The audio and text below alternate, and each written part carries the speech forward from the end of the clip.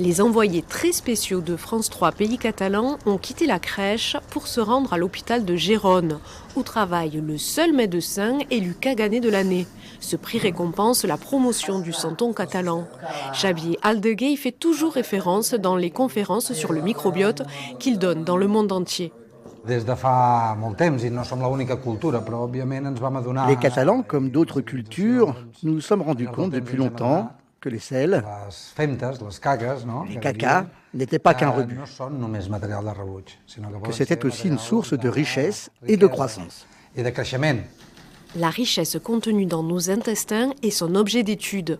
Un monde de micro-organismes, essentiellement situés dans le côlon, qui révolutionne la science. On sait aujourd'hui que l'être humain est un être symbiotique. On compte pratiquement une bactérie pour une cellule humaine. C'est à peu près 50-50. Nous sommes donc autant humains que bactériens. C'est une découverte très importante. Et on ne parle pas d'une bactérie ou deux en plus, mais d'un véritable organe.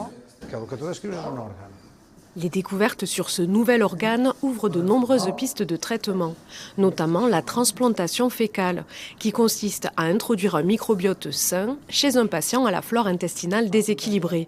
Pour cela, il faut constituer des banques de selles. En Espagne, les 2 premiers stocks de ce genre se trouvent en Catalogne.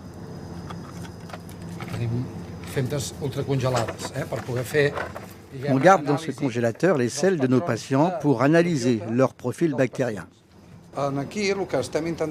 Ici, on essaie de déterminer qui sont les meilleurs donneurs, ceux qui produisent des selles de qualité, pour qu'ils puissent les donner afin de soigner certaines maladies digestives. D'après ces recherches, les Catalans constitueraient d'excellents donneurs dans le monde occidental, grâce notamment au régime méditerranéen. Une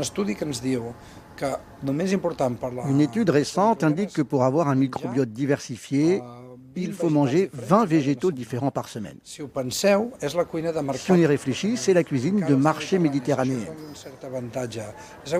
Elle nous protège de certaines maladies, mais nous perdrons cela si nous américanisons notre alimentation.